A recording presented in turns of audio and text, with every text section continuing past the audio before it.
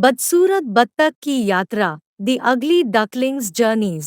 एक शांत तालाब के पास बसे शांत घास के मैदान में एक बत्तख माँ अपनी नई संतान के आगमन का बेसब्री से इंतजार कर रही थी। एक एक करके उसके अंडों से रोएदार बत्तखें निकली, जिनमें से प्रत्येक में पीले पंखों की जीवंत छाया थी। हालांकि उनमें बाकियों से अलग एक बत्तख का बच्चा था। भूरे पंखों और थोड़े बड़े आकार के कारण उसके भाईबंधों द्वारा उसे बदसूरत करार दिया गया था। तानों और उपहास को सहते हुए बदसूरत बत्तख का बच्चा दुनिया में अपनी जगह पाने के लिए तरस गया। एक दिन वह और अधिक उपहास सहन करने में असमर्थ हो गया। वह ऐसी जगह खोजने के लिए यात्रा पर निकल पड़ा जहां वह वास्तव में रहता था। जैसे जैसे मौसम बदला, बत्तख को विभिन्न जानवरों का सामना करना पड़ा जिन्होंने उसकी उपस्थिति के कारण उसे अस्वीकार कर दिया। कठिनाइयों और प्रतिकूलताओं के माध्यम से उन्होंने करुणा और सहानुभूति के महत्व को सीखा, क्योंकि उन्होंने अपने स्वयं के संघर्षों के बावजूद जरूरतमंदों की मदद की।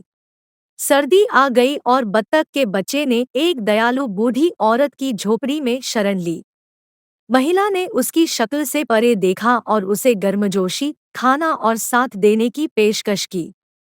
एक दिन जैसे ही बर्फ पिघलनी शुरू हुई, बत्तख ने तालाब में अपने प्रतिबिंब को देखा और महसूस किया कि वह एक शानदार हंस में बदल गया है।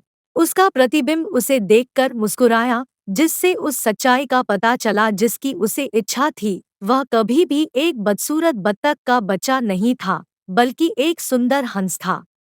उसने अपने पंख फैलाए और अपनी असली पहचान को अपनाते हुए आकाश में उड़ गया। कहानी का सार, दी अगली बदसूरत बत्तख की यात्रा की क्लासिक कहानी हमें सिखाती है कि सच्ची सुंदरता भीतर ही निहित है। जैसे ही हंस ने अपने आंतरिक मूल्य की खोज की, बच्चे सीखते हैं कि दूसरों के साथ दयालुता और सहानुभूति के साथ व्यवहार करना महत्वपूर्ण है, भले ही वे किसी भी रूप में हों।